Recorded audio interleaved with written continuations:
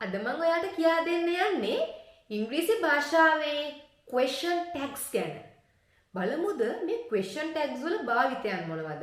මොනවද මේ question tags කියලා කියන්නේ කියලා. ඉංග්‍රීසි භාෂාවෙන් ඔයා ප්‍රශ්නයක් අහනකොට කෙනෙකුගෙන් යම් ප්‍රශ්නයක් අහලා ඒකේ ඇත්ත නැත්ත දැනගන්න. ඔයාට පුළුවන් මේ question tags පාවිච්චි කරන්න. You can use these question tags to confirm whether something is true or false. Or true or not.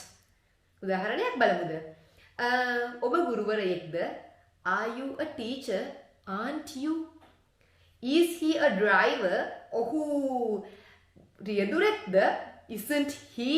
මේ අවසානයේ තියෙන isn't he, aren't you කියන පද තමයි අපි question tags විදිහට හඳුන්වන්නේ.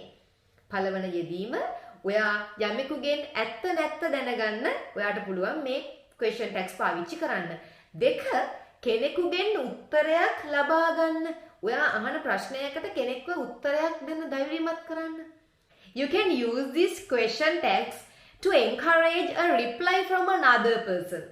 උදාහරණයක් බලමුද? ඔයා කෙනෙක්ගෙන් අහනවා ඔබ වෛද්‍යවරයෙක්ද? එහෙම නෙවෙයිද? Are you a doctor?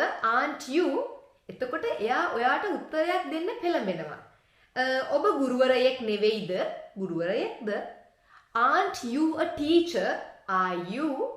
මෙතනදී ඔයා පළවෙනි sentence එක positive අවස්ථාවෙන් නම් හදන්නේ second question tag එක ඔයා negative form එකකින් හදන්න ඕනේ. first sentence එක හදන්නේ negative form එකකින් නම් second question tag එක ඔයා positive අවස්ථාවෙන් තමයි තියන්න ඕනේ. එතකොට ඔයාට හරි ආකාරයෙන් වාක්‍ය හදලා question tags හරි ආකාරයෙන් පාවිච්චි කරලා කෙනෙකුගෙන් උත්තරයක් ලබා ගන්න පුළුවන්.